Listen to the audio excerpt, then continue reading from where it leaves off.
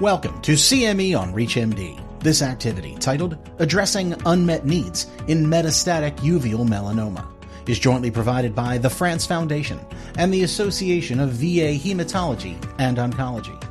Prior to beginning the activity, please be sure to review the faculty and commercial support disclosure statements, as well as the learning objectives.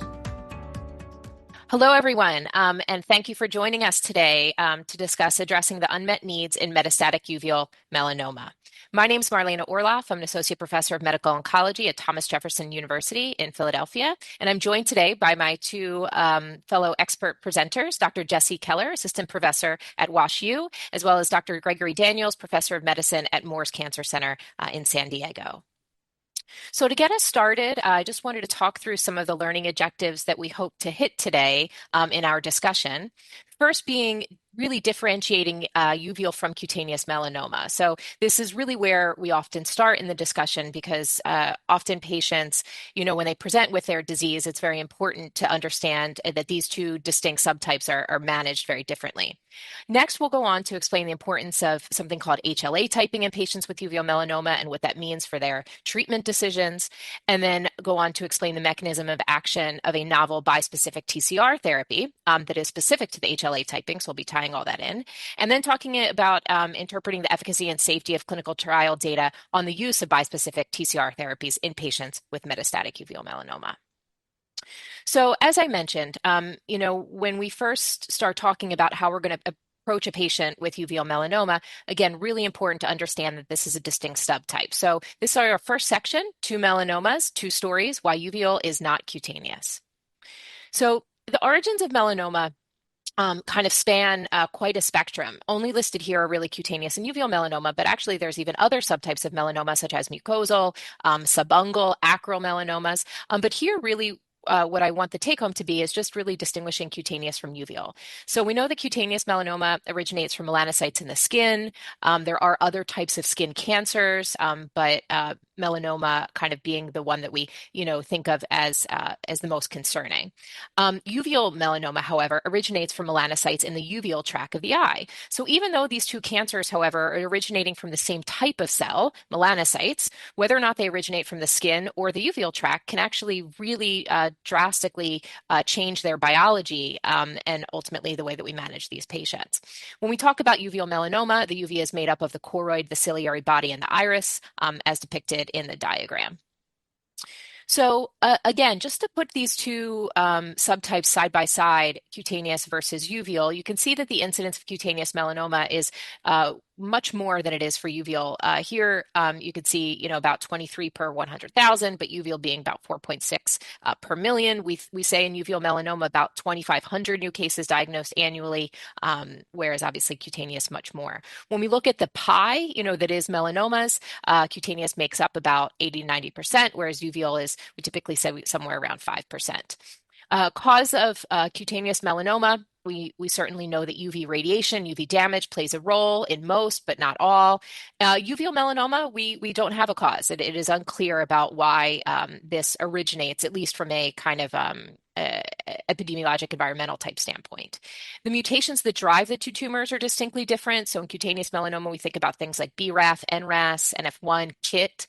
In uveal melanoma, really different panel here. So GNAQ, GNA11 being kind of the hallmark first initiating mutations. And then we see mutations like BAP1, SF3B1, IFAX, and some others that aren't listed here that actually then really affect the behavior of the uveal melanoma. When we talk about risk prognostication and cutaneous, mostly we're looking at stage, lymph node involvement, sometimes some other pathologic features, and occasionally a genetic risk profile. Uveal melanoma risk prognostication, because we do not incorporate lymph node involvement, it's really genetic profile and stage. Genetic profile can be determined through RNA-based tests, DNA-based tests, so looking at chromosomes, or looking at gene signature profiles. Important to note here, the percent of patients who are metastatic at presentation, probably similar across the board, about 5%.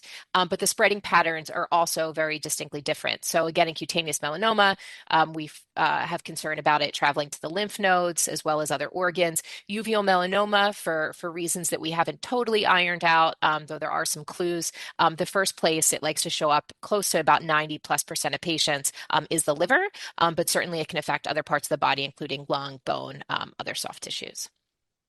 So again, that was just a summary of why I think it's important to kind of really look at metastatic uveal melanoma as it differs from cutaneous. But now we're going to open it up into a bit of a discussion, talking about some practical considerations when we diagnose metastatic uveal melanoma. Yeah, I might start off here because I got some questions, and it's great having both of you with so much experience with uveal. Because as you said, there's with uveal, it's so different than cutaneous. And so I'm curious, Dr. Orloff, what are your considerations when you diagnose a metastatic uveal melanoma patient? So, we are going to certainly get into, I think, a lot of the considerations here in subsequent slides. So I'll just kind of highlight some of them first. So, to take us back a little bit, so our metastatic uveal melanoma patients, they're often diagnosed through scans. Very few patients have symptoms that really bring about their diagnosis of metastatic disease. Majority of patients are getting either every 3 month or every 6 month or yearly imaging, notably of their liver, so often MRIs, and we are picking up lesions pretty early. So one of the first things we see when we first are concerned about a patient developing metastatic disease after their treatment of their eye may have been months or even years before is where are the tumors? Are they in the liver? Are they outside of the liver? How quickly are they growing? Honestly, things like where are these patients coming from? So because metastatic uveal melanoma is a rare diagnosis, often patients are kind of traveling to be seen. There's things like HLA, which we'll talk about. So a lot of different considerations. And I think, like I said, in the subsequent slides, we're going to be going through a lot of them. But I will say here, again, comparing it to cutaneous melanoma, where in many ways, metastatic cutaneous melanoma, there's really a clear first-line treatment.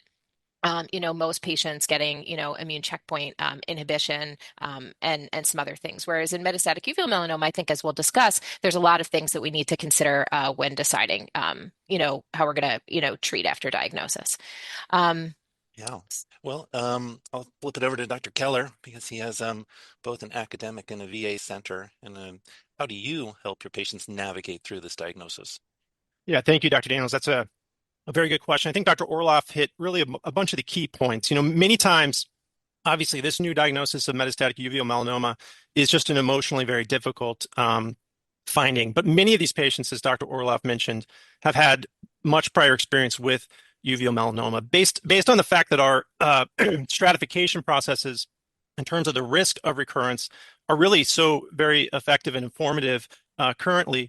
Many patients who develop metastatic disease already have a good sense of their risk for this.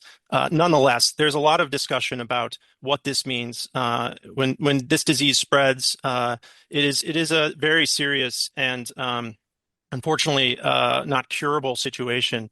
And so there's much discussion about what the options will be, about what this means for their life, and about the next steps. And I know we're going to discuss a lot of that moving forward.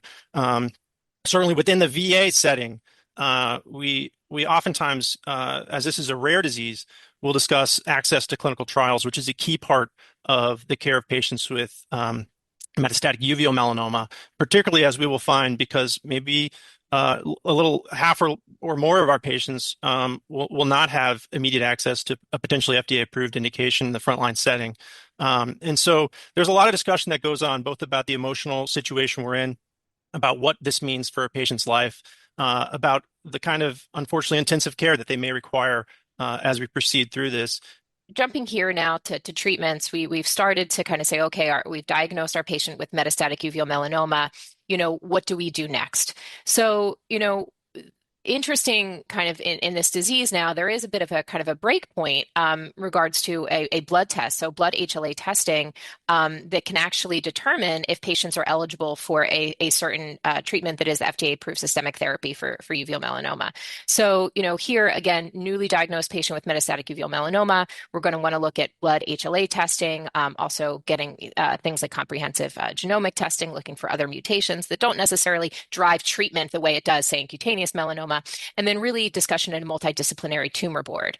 So again, for patients who are HLA A201 positive, and we're going to dive more into what HLA is and how you test it, but patients have the option for a drug called tebentafusp, which we'll talk about. But they also have options for other things. There's systemic therapy, other systemic therapies, clinical trials, immune checkpoint inhibitors, liver-directed therapy. But for patients who are HLA A201 negative, tebentafusp is not an option. This is very much an HLA restricted test. So for those patients, we consider kind of all the other options.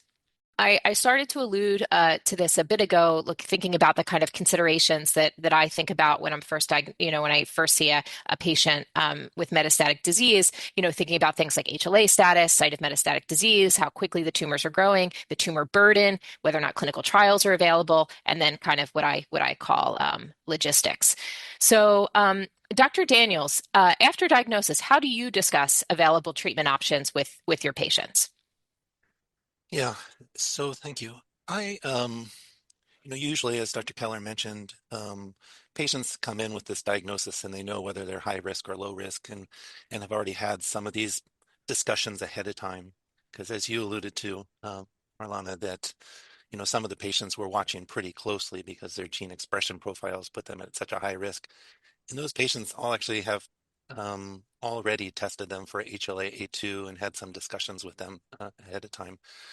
But when it happens, we usually jump back into the discussion that uveal melanoma is not cutaneous melanoma, because a lot of times patients will quickly jump onto social media or start getting advice from different areas. And I think just making sure that they're looking at this from the right perspective, because the nice thing about cutaneous these days is the percentage of our patients are curable with metastatic disease. And unfortunately, in 2025, I don't have that expectation yet for uveal melanomas. And so we have to talk about that up front. And as far as treatment strategies, you mentioned, liver perfusion. And so there's kind of two general things I think about with patients. And we talk about systemic and what that means, and liver-directed therapies and when one might be appropriate. And maybe even considering overlapping these therapies in certain patients. And so we talk about those type of things. We talk about the approved therapies, of course. You alluded to tebentafusp. That is not for everybody. It's a minority of patients are HLA-A201 positive that we find. It's maybe about 40%. And so we're also talking about off-label use or semi-off-label. Some of these checkpoints were approved with melanoma as part of their label. And so there weren't a lot of uveal melanomas included in their trials that got them approved, but haven't had too much trouble getting some of the checkpoints used in uveal melanoma because of the way the labels are. So it'd be interesting to hear what other people have run up against in their uveal patients. But how about you, Dr. Keller? Again, you're also at a VA. You mentioned trying to find the right place. How do you approach this?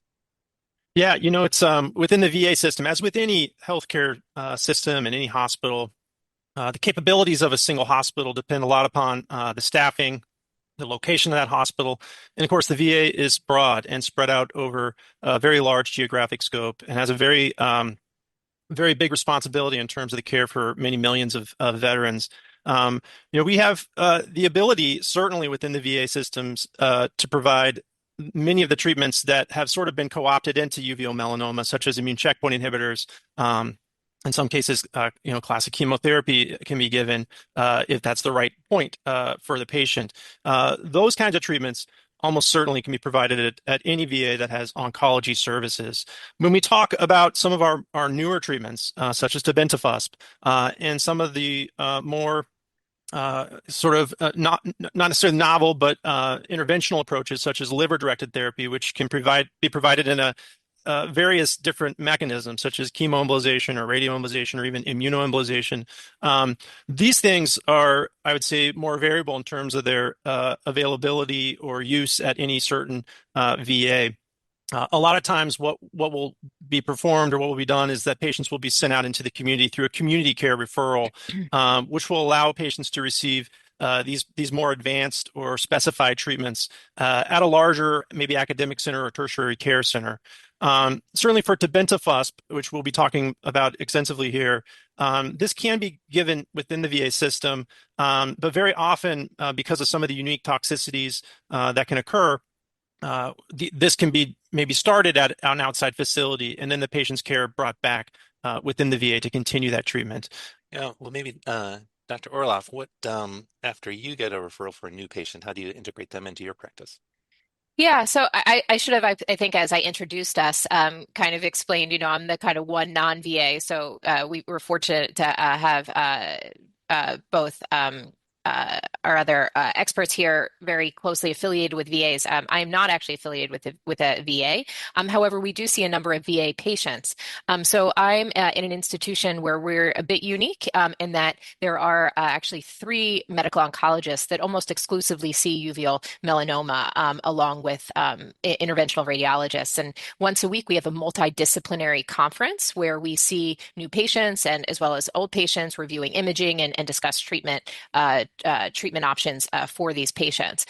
So when we get a referral for a new patient, whether it's from the VA or whether it's from the community or whether it's, from another actually colleague at an academic center who maybe is referring for a clinical trial they don't have, we review these patients at a multidisciplinary conference, reviewing their imaging, like I said, reviewing their past treatments, and then we will see them often that day. Again, if liver-directed therapy is part of the plan, we'll see them along with interventional radiology. And then we'll kind of decide, what maybe is the best treatment course. And if it's a treatment course, that requires them to be, in Philadelphia, we try to make that happen. If it's a treatment that we think they can get locally, at a more community center closer to home, we will try to make that connection, often with a referring provider.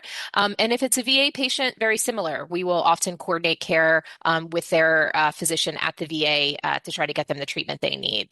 Certainly, again, as you heard, if it's a treatment that maybe can't be given within the VA, we would either be able to provide it locally or work with perhaps a medical oncologist that is more local to the patient, but maybe outside of the VA. So we have close collaboration with many physicians around the country, like I said, VA clinicians included. And it's a great partnership. Often the scans will be ordered within the VA, but then we work very closely to kind of get those imaging to review. And again, whenever we can, we really want patients to be able to get treated as close to home as possible. So that's how we, yep, go ahead. I find that true too. As Dr. Keller said, nice thing about the VA is that, well, we can offer everything. We try to match it with the best place for the patient. So we have the ability to community care out, support travel, other supportive cares for the patients to navigate this journey. So I'm glad that they've reached out to you. Yep. Yeah, no, absolutely. Okay, so I think now we're going to dive into that HLA typing that we've been mentioning. So moving on to the next section, the molecular key, HLA typing as a gateway to therapy. So what is HLA? So HLA stands for human leukocyte antigen, and they are proteins that are cell surface molecules that present antigenic peptides to T cells, enabling the immune system to kind of distinguish self from non-self kind of in a normal setting. But these HLA proteins are also helpful in cancer because they can present bits of the cancer cell to the immune system. So in this case, and we'll talk about the mechanism of action of tebentafusp, but here, as you've heard, HLA typing really driving treatment decisions for patients with metastatic uveal melanoma. So the drug essentially needs to be able to recognize the HLA, and it was designed to recognize HLA A201. So I know there's a lot of kind of letters and numbers there, but it really needs to be that HLA A201. And so what this kind of HLA type does is really it predicts the candidacy or the eligibility of patients to be able to get tebentafusp, but actually other bispecific TCR therapies that target specifically HLA peptide complexes. And the reason that they picked HLA A201 is because it's really the most common, certainly if you look kind of across in the Caucasian kind of ethnicity group. So for patients who are A201 positive, they have option for tebentafusp. Patients who are negative should not be offered tebentafusp. Sometimes patients will ask, "Oh, you tested me and I was negative. Can you test me again?" And I try to explain, like, this is like a blood type. It doesn't change. It's not like other biomarkers that may be more dynamic. But if someone's positive, they also have other HLA restricted or unrestricted options. And again, there are some trials actually though that are specifically for HLA A201 negative patients. So it's important to again know patients positive, negative, to be able to offer them different therapies. Next, I think we'll have a bit of a discussion about, how we order and interpret HLA tests. Yes, Dr. Orloff, I have a question for sure. When you're ordering any kind of HLA typing test, what are some of the important considerations that you take into account, and how do you typically explain this test and its results to a patient? Good question. So I think there's been a learning curve. So, I remember when we first started ordering HLA, back even when these drugs were in clinical trial, we really had a close partnership with our tissue typing lab. So HLA was really something that was mostly done kind of in the transplant community. And it wasn't really something that, us solid tumor doctors, were ordering. Unfortunately, we had a really close, like I said, relationship with our tissue typing lab. And so we would send a sample and they would actually send a report back. And they were very clear in the report. And they would specifically say, like, patient is positive in all caps for HLA-A201 or patient is negative in all caps for HLA-A201. Kind of since the drug certainly has been FDA approved and lots of folks ordering HLA, they may not be at a center that has a tissue typing lab like that, but there are a number of kind of commercial labs that are able to do it. It is very important that this is blood HLA. So there are a number of kind of NGS panels that you can send on patient's tumor that will also report HLA, but really this needs to be blood specimen. And again, you not only need that A2, you need kind of that A201. So it's really important that when you're requesting it to also get high resolution testing. So again, as I mentioned, our lab, when we do it internally, gives me a very clear sentence and statement. But I've definitely seen HLA reports that are a bit confusing, very long, lots of numbers, and you're like, what is this patient? Are they actually positive or negative? So sometimes interpreting the results can be tricky. There's actually been times where I've gotten a report on a patient, not really sure what it was telling me, and I've sent it to our tissue lab to be like, what is this person's HLA? And that's been helpful. I think we were saying that about half of patients are HLA-A201. I think you already heard it's actually probably less than that. So it's probably the minority of patients, if we were being honest, somewhere probably in the 40% range of patients being A201. But again, very important to check early. Often we're checking this in patients who are high risk. So even before they develop metastatic disease.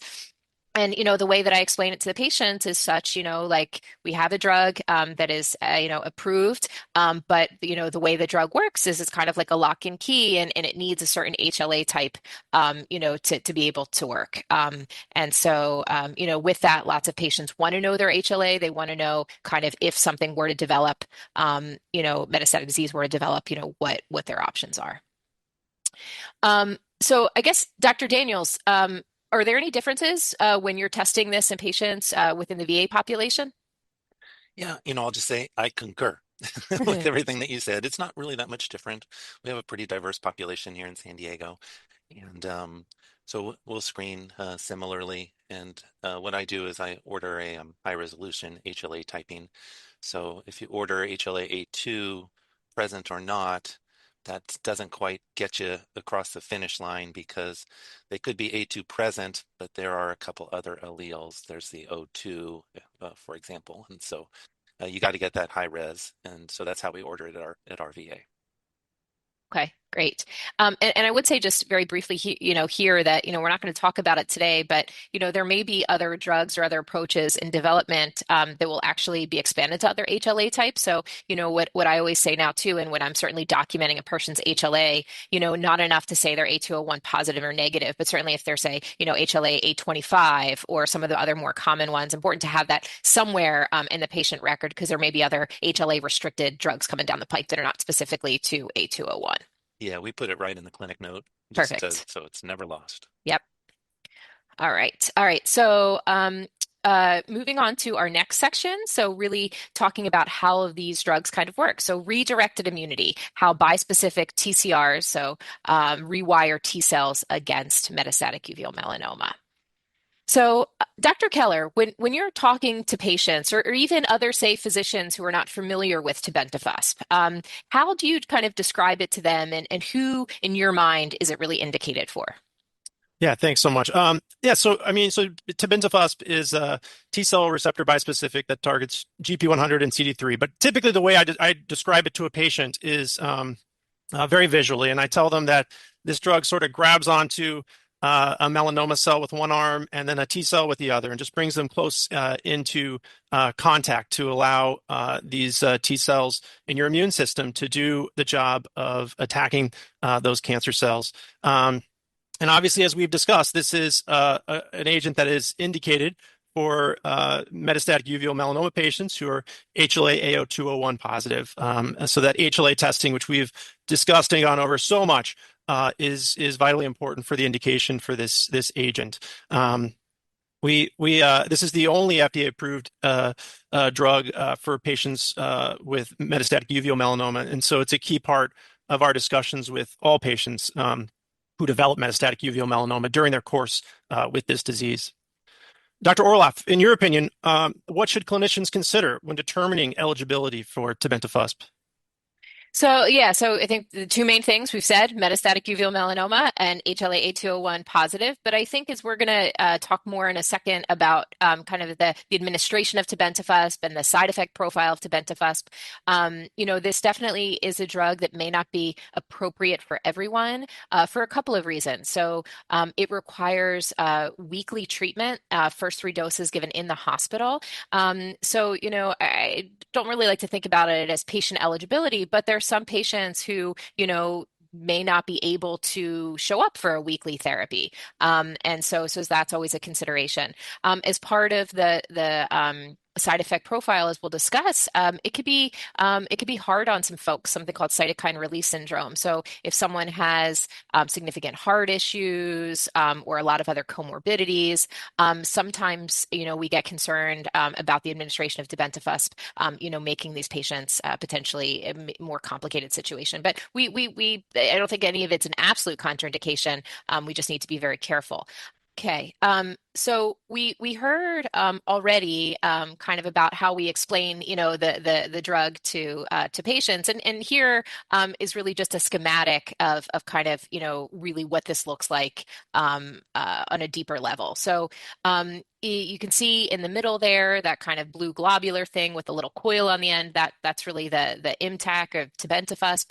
And as you heard, it's kind of shaking hands, with a T cell on one side and shaking hands, with a uveal melanoma cell on the other side. And I think it's important to note that this T cell can be any T cell. It's not necessarily a cancer specific or uveal melanoma specific T cell because of the way the drug's developed with a high affinity. It's really dragging over almost kind of any T cell and forcing it to engage with the uveal melanoma cell through the presentation of GP100 through the HLA. And so, the way that works is kind of once that handshake happens, it engages the T cell, which is the effector cell, and hopefully induces cancer cell death. And then you also get the release of cytokines, which is part of the side effect profile. So we heard now how we approach patients with metastatic uveal melanoma, why we do something called HLA testing to determine, whether or not they're eligible for tebentafusp. So now we will take it from the bench to the bedside and make some sense of the data on bispecific TCRs in metastatic uveal melanoma. So here is just a snapshot from a publication that came out now a number of years ago, looking kind of at the 3-year follow-up of patients who received tebentafusp on the original clinical trial. So the original clinical trial was a randomized trial of tebentafusp versus the control group, and the control group at that time was able to get one of 3 things. So either single-agent pembrolizumab, PD-1 inhibitor, single-agent ipilimumab, a CTLA-4 inhibitor, or dacarbazine, which is kind of an old chemotherapy. And patients, again, were randomized to get tebentafusp or control. And, what we saw kind of early on, which ultimately got the drug approved and which we kind of continue to see now at this extended follow-up, is really kind of a break in the overall survival curves. So again, looking at tebentafusp, outperforming the control group, and that continues over time.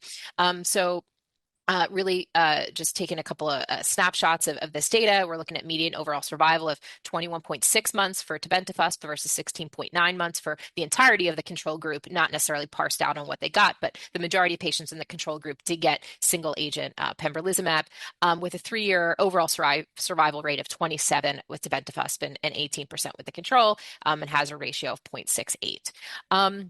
In the bottom snapshot, you see PFS, and I would say the PFS here isn't much different. So 3.4 months for tebentafusp and 2.9 for control. What we're not going to show is further slides on this topic, but it seems that even patients who progress on tebentafusp, when we looked at this, actually have better outcomes than patients who progressed on the control arm, or patients who even had stable disease on the control arm.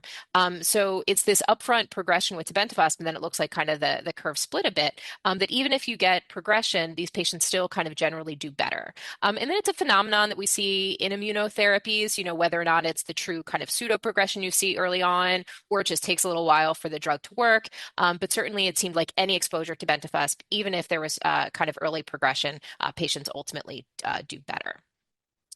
So I alluded already, and we heard already that, because of the nature and the way that tebentafusp works and kind of engages the immune system, that there's a concern and a risk, and actually a black box warning for cytokine release syndrome.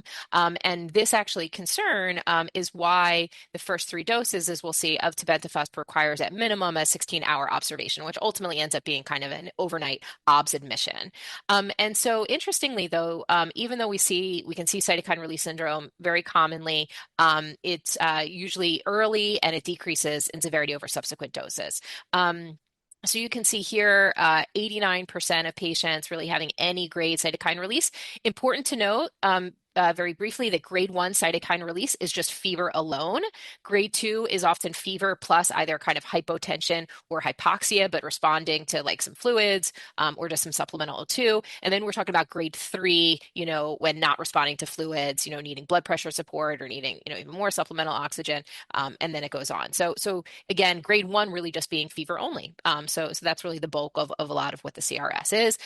We also see quite a bit of rash. And again, that's likely related to the mechanism of drug. So, I tell patients, GP100 is really in 2 places, one on the surface of the tumor or presented on the surface of tumor, and one in the skin, on the melanocytes in the skin.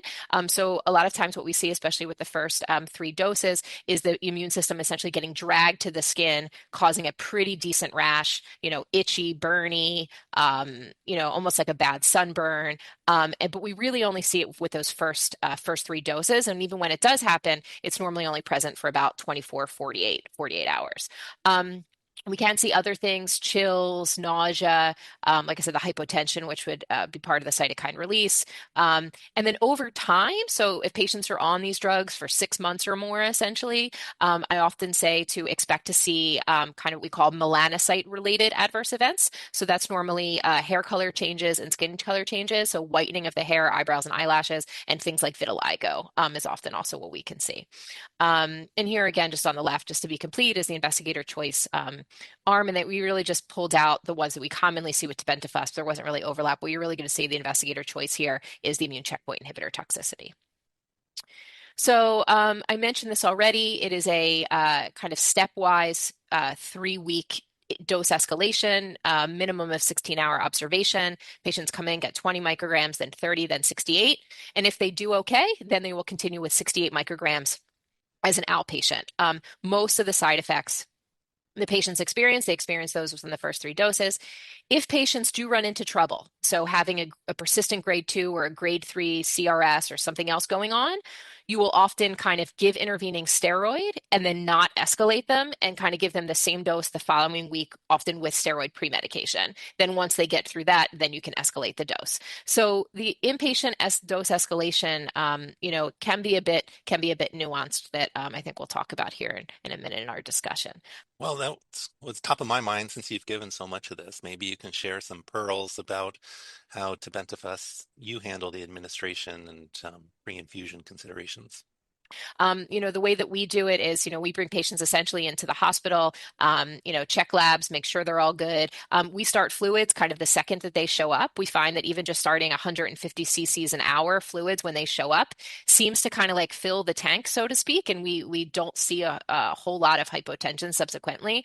If patients are on blood pressure medication, sometimes for those first 3 infusions, we'll also have them hold their blood pressure medicine. It's not an absolute. Some people need them just to be able to, show up without a systolic of 200, but occasionally all patients hold their blood pressure medication just to make sure we're not running into hypotension issues. But so meds, or check labs, start IV fluids, and then if they're good to go, we infuse. The infusion itself is pretty anticlimactic. I would say most patients, if they're going to start having side effects, things like CRS and rash, normally about 6 to 8 hours after. There are patients that sometimes can experience stuff a bit sooner. Often find those are patients with more advanced and kind of bulky disease. So patients who have more tumor burden may sometimes experience their symptoms a little sooner.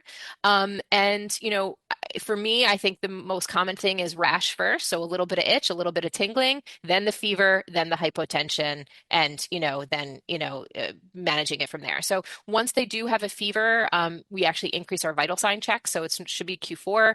But then once they start to have a fever, we start checking Q2 because that's when they can start developing the secondary hypotension. We'll manage them with fluid boluses. And normally that holds them. Certainly if we're running into trouble, unable to get their blood pressure up, even with fluid, we will give steroids. And then by the next morning, most of the side effects have kind of done their thing. Often they're not feeling so hot. They've had a rough night. They've had fever. They're itchy. They're burny. They just want to get out of the hospital. I tell them they should be good within about 24 to 48 hours, only to do it all again the following week, and then do it again the following week. But then again, by really that third infusion, most patients are not really having much in the way of side effects once they transition outpatient. So, as I mentioned, the patients that worry me the most are the patients that we're treating with, larger tumor burden. Some of those patients I will actually pre-medicate with steroids out of the gate. I try not to if we can help it, but if I'm really concerned they're going to have a bad CRS, I may give them dexamethasone or some sort of steroid pre-med. I don't tend to pre-medicate with Tylenol or anything like that because it kind of wears off, right? Like a lot of the side effects start happening at like that, for me, 6 to 8 hours. So then I just give them, Tylenol or whatever they need kind of as the symptoms arise. For the itch and the rash, we do things like Benadryl, Atarax, clobetasol topical. I'm not sure how much of all that helps, but patients, like to have things they can try to see if it helps the rash. But again, gone really often within 2 days from the infusion. We talked about monitoring. Lab testing, we check it weekly, when they're coming in. Sometimes the next day, we'll also get labs kind of day after infusion. You often see a lymphocyte drop, again, probably because they're all getting pulled, to places out of circulation. We're also going to be keeping a close eye on the liver functions. One, because they can go up with tebentafusp, but also because, again, in patients that we're treating, most of them do have a pretty significant hepatic metastatic disease. So just keeping an eye on things there as we're treating them. And I think, I think that's about it. So, but I'm curious, Dr. Keller and Daniels, are there any differences you see within the VA or patients that you're treating and then getting back to the VA? Yeah, I can start. At our VA, we have given bispecifics, that have CRS risk, and so using steroids and, not for this drug, but others, tocilizumab. So we have protocols in place, and we feel pretty comfortable. I will say one advantage I feel like I have at the VA is our infusion center is in the hospital on the same floor as where the patients can go for monitoring. And so we can start the infusion in the quote unquote outpatient setting, and then patients can do their overnight observation by just going down the hall and checking into our oncology ward. But I don't know, how about you, Dr. Keller? Yeah, I think, as we've kind of discussed before, I think the situation is going to vary VA by VA. And at our VA, we're still working on doing those initial doses of these kinds of agents in our protocols around that within the hospital. So typically, if we see these patients, they've come back after getting their first three doses or so at a larger center where they can be monitored over that 16-hour window.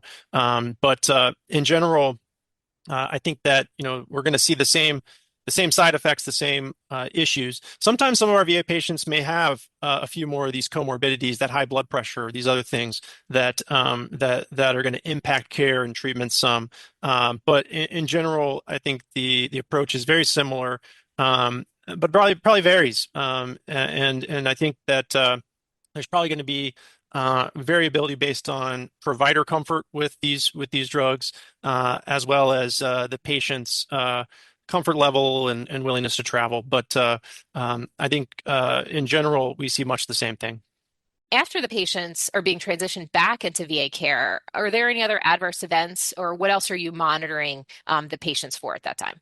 Yeah, and of course, I'm going to be interested in your thoughts on this too. But what I've found is that, and when you look at that graph of how these adverse events occur, it really is this just incredible drop as you get past these first few infusions. And so when we're out into months and months down the road, these adverse events are much more tolerable, much less significant for patients in terms of their quality of life. We are typically still monitoring blood work on a regular basis to monitor liver enzymes and other organ function. And then what I've found is a lot of times there is some form or element of persistent skin toxicity that can be present. And so sometimes these patients are having some dry skin or some of that persistent itchy rash that bothers them. I've had some patients who've had some aches and pains that they kind of notice a little bit more around the times of infusion. And so these are all things that we watch for and monitor. But typically, the nice thing is that risk of the very serious cytokine release syndrome really is for the most part gone as we get further and further out from those initial few doses. And so, while there is still an observation period for patients that we are incorporating, it is much more manageable, and patients are doing quite well. What about you, Dr. Daniels and Dr. Orloff? What are you doing for your patients? Both, I would say, as they're out, receiving tebentafusp down the line, what sort of things are we doing for their quality of life? And then what about patients who are going to require something beyond tebentafusp? And what are our options there, and how are we proceeding with those patients?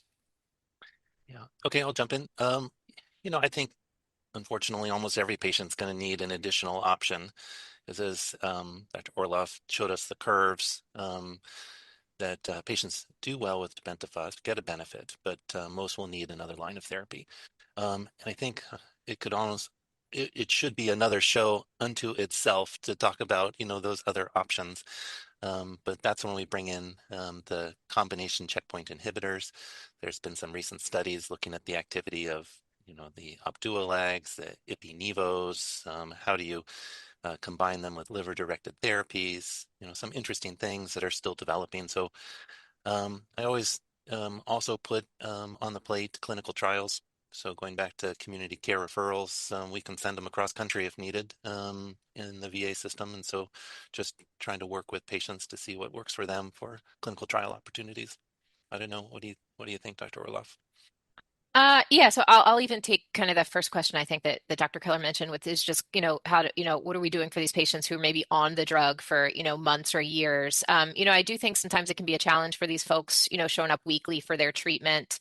So offering treatment breaks when we do say that you should be really getting the drug weekly, but it is okay to skip a week here and there. So, patients who are doing well on drug, have travel plans, they should be able to kind of skip a week here and there to be able to do those things, especially again, because hopefully they're feeling pretty well, not having a lot of side effects at that time. And again, really trying hopefully to get them weekly therapy as close to home as possible so they're not having to, travel long distances to get subsequent therapy.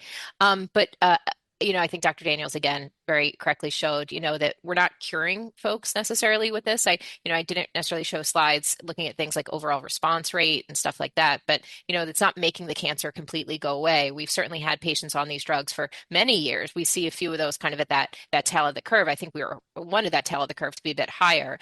So most patients will need something else. There have been studies now showing though that there are some patients who are on tebentafusp who are maybe having kind of almost a mixed response, like some stuff stable and then one little guy's growing or another something else is growing. And there's recently a publication showing that the addition of therapy on top of tebentafusp looks kind of both potentially safe, and effective, and then kind of prolonging the time that somebody can be on tebentafusp. So adding either things like radiation or ablation or liver-directed therapy on top of tebentafusp, is an option for patients. But then certainly if tebentafusp is just not doing what it needs to do and you need to kind of pivot to other therapies, certainly things like liver-directed therapies or really clinical trials is also what we're looking for. And if I might ask one question on that, Yeah. Dr. Orloff, what is a driver for you in these patients who have this mixed response? We see, I think, very often patients will have some slow growth or little areas that grow despite an overwhelming portion of benefit clinically. What is the kind of last straw for you in terms of saying it's time to switch or time to add on? I know that in the trials, many patients were treated beyond progression on tebentafusp. And so is there some nugget of wisdom or is it just pure judgment that you could share? Yeah, I would say, obviously for trial purposes, it was very much based on kind of percent of target lesion and, being able to repeat the scan and essentially if they plateaued, keep going. But, I think in real world practice, it's probably more of a gestalt, so if someone really, has say 10 tumors, and 9 are stable or shrinking and one's growing, even if that growth outpaces the shrinkage, I may still say, okay, we're going to radiate or ablate that one, or if they have 10 tumors in the liver and, they've been on drug for a while, no new tumors, no development of extrahepatic disease, but say, hey, 8 of those 10 tumors are like 5, 6, 9 millimeters larger. Sometimes that's when I add liver-directed therapy and keep Tebi on in the background. I think there's a lot we don't know still about, even the differential effect of tebentafusp in the liver versus tumors outside the liver. The majority of our patients obviously having hepatic disease as their dominant site. And we know that the liver is a harder nut to crack when it comes to immunotherapy. We learned that from immune checkpoint inhibition. So, there's some times where I think, okay, the liver just needs a little kick maybe. And we've added liver-directed therapy and actually have a prospective clinical trial now, I as well as others, looking at combination of tebentafusp with liver-directed therapy and other things. So I think to answer your question, I don't know if it's one, nugget of wisdom. I think it's a little bit of a gut, sometimes, and I think this rule applies honestly for any of my patients where I'm treating and I see some progression. I say, okay, if we stay on the same thing and I see the same delta of progression at the next scan, like, are we in trouble? Or do I still have time to figure something else out? So if I'm if I have a patient on tebentafusp and I look back from scan to scan and I would not be happy with that delta next time, then I'm going to switch therapy, but I think we're still learning, about sequence, about combination. And I think over the next months and years, we'll see a lot of potential partners with tebentafusp or a lot of sequences explored and such that will help us better take care of our patients. So, Dr. Orloff, Yeah. you mentioned quality of life, and this is a weekly infusion, and sometimes allowing your patients to skip a week. Any other strategies looking for those nuggets too? Yeah, so I think that's really the bulk of it, is that because these patients end up feeling kind of pretty well, they're not having nausea, vomiting, they're not having kind of the other, symptoms, we may expect for patients who are on cancer therapy for months or years.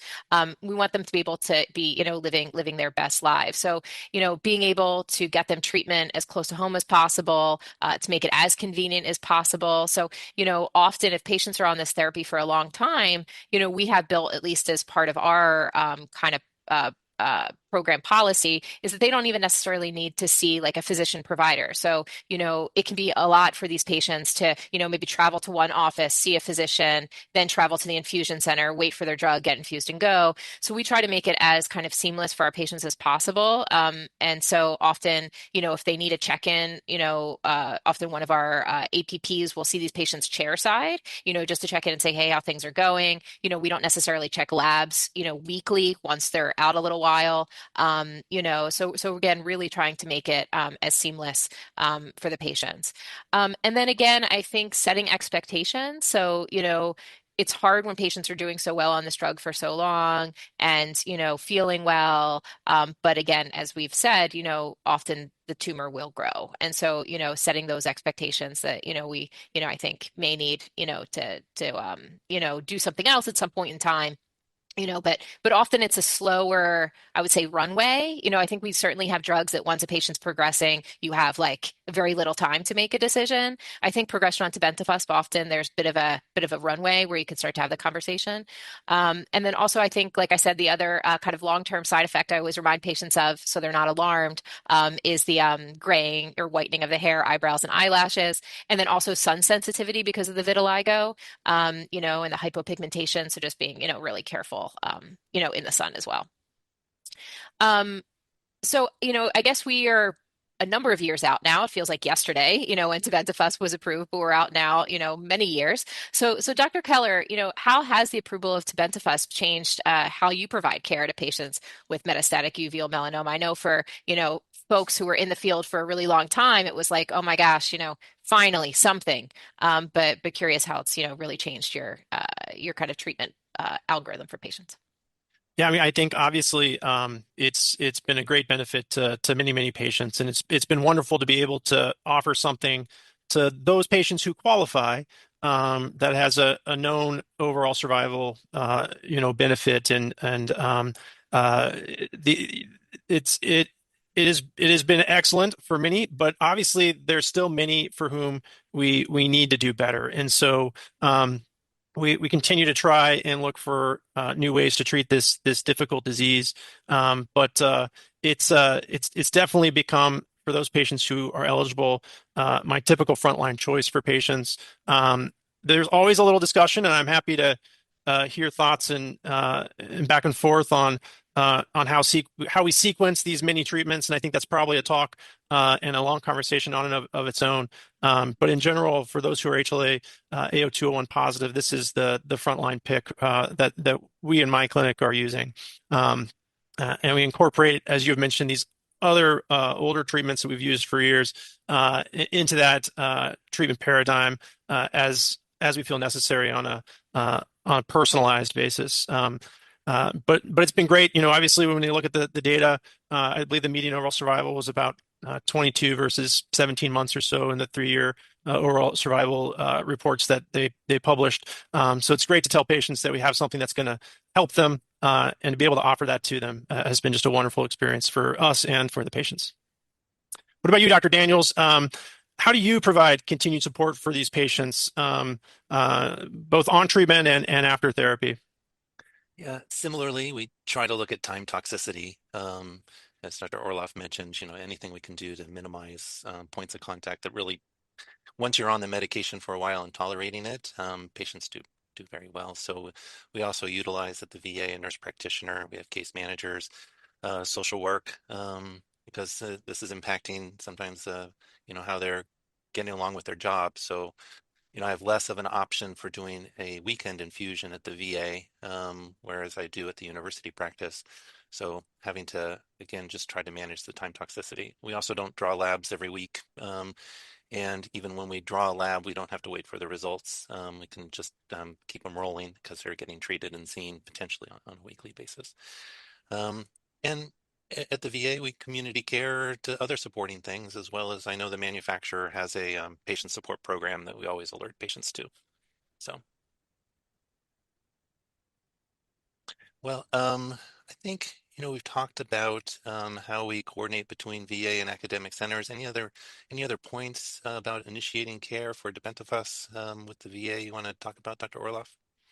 Yeah, so I would say, and I think you guys probably have had experience with this too. I think we looked, and I think about almost three-quarters of the patients that we initiate tebentafusp on, we end up transitioning them closer to home. So actually, we had one of our fellows take a look at this, and we looked at distance traveled for the first three doses versus distance traveled, on subsequent doses, and it was something like, 200, 500 miles to like 10 miles or something. So, we, because we have a lot of experience, with those induction doses that we talked about can be a bit more complicated to give, we will, and because we can initiate very quickly, we could initiate two or three patients a week, we have the capacity to do that. So we will often do the initiation, those first three or four, however many doses they need to be safely transitioned. And about three-quarters of our patients, we transition locally. So this could be a site that doesn't see uveal melanoma, that never saw a uveal melanoma patient, but we work very closely with the drug company to kind of reach out to those sites to make them feel comfortable with the administration, because the subsequent administration isn't really complex at all. It's just an infusion. I mean, they should be educated on the whole lot of it, but really, in some ways, anyone can do it as long as there's good communication. So often what we'll do is we'll give the first, three or four, however many doses we need to safely transition them, kind of pass the baton in a very coordinated way to a more local medical oncologist. So this could be someone, within the VA or close to the patient. And then there's continued communication. So we have kind of a database of all of our patients who we've referred out. Oftentimes we'll still check in with them at time of scans, maybe not every scan, but every couple of scans. Because again, if things start to progress, they often want us to have a discussion with their local person about, what to do next. And so, when we're then transitioning these patients and passing the batons, we always also counsel the patients, that, if they ever need anything, they can always, come back home, as we say, or have their local providers, reach out to us. So a lot of coordination, but a lot of communication. And I think it's really helped, again, talking about quality of life for these patients, it's really helped patients be able to stay on this therapy kind of long term, and be able to still work and be with their families and all of that stuff while still hopefully getting the benefit of the drug. So, we've talked about, potentially transitioning patients back to the VA. Dr. Daniels and Keller, do you have access to Ventafusp in the VA, and how are you kind of getting, mum patients to Ventafusp who are part of the VA system? What does that look like? Yeah, so we have access at our VA. Like I mentioned earlier, we have protocols for cytokine release syndrome and stuff, so we're pretty comfortable with it. And then collaboration, our academic collaborative center is literally right across the freeway, so we work pretty closely with UC San Diego here in San Diego. And I would say similarly here in St. Louis, we have access to Washington University in St. Louis as our typical collaborating academic center. And at our center, and obviously practice patterns are going to vary, and availability and access methods are going to vary based on the VAs. At our center, typically patients will be sent out initially, and then brought back in to care down the road based on preference and availability and so forth. But it's very easy, I think, to collaborate with these centers. The process for getting patients out to what they need, it has become very streamlined, I would say, over the past couple of years. And so there's definitely access. The means of access are just going to differ probably by each center. Yep.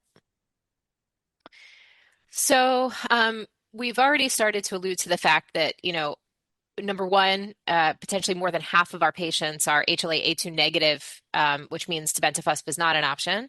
And then, unfortunately, there's a number of patients who ultimately progress on tebentafusp and need another option.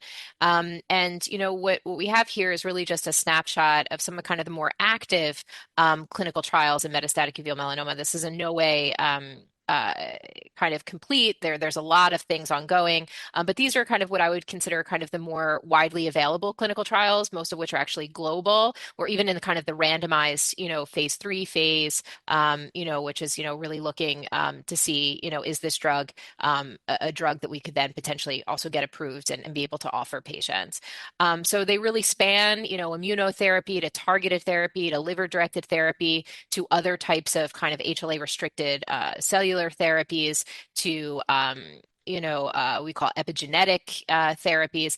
And so again, I think it's just really important to know and great for our patients that, we do have a lot of clinical trials that are available for folks, which hasn't always been the case. I think a lot of us, when we first started giving, or at least for me, and I know when I first started giving talks about uveal melanoma, 10 plus years ago, maybe there was one trial, or maybe no trials at all, or maybe it was a lot of just single center trials, folks trying to do something, but really, lots of new interesting things for our patients on the horizon. And so I would say, I think with kind of more and more options, more and more clinical trials, the opportunities again that you mentioned that we haven't discussed here about adjuvant, even neoadjuvant trials that are coming down the pike. So treatment of patients even before their eye tumors are radiated or treated. I think it's just really important that the patients, are kind of seen at some point in their disease course, by someone at a kind of an academic kind of center who understands the landscapes, to kind of be able to set patients on the right trajectory. And then, hopefully the patients that will be able to get kind of care locally, VA, otherwise, and have that kind of close collaboration, with some of these centers that are running these trials. So, the patients kind of have the best shot, an improvement in outcomes. So I think unless Dr. Daniels or Dr. Keller, you have anything to add, I think that wraps up our program. So again, I appreciate it. Thank you. Yeah. Thank you so much. Yeah, so thank you for joining us, and hope you got a lot out of it. Thank you. You have been listening to CME on ReachMD. This activity is jointly provided by the France Foundation and the Association of VA Hematology and Oncology. To receive your free CME credit or to download this activity, go to reachmd.com/CME. Thank you for listening.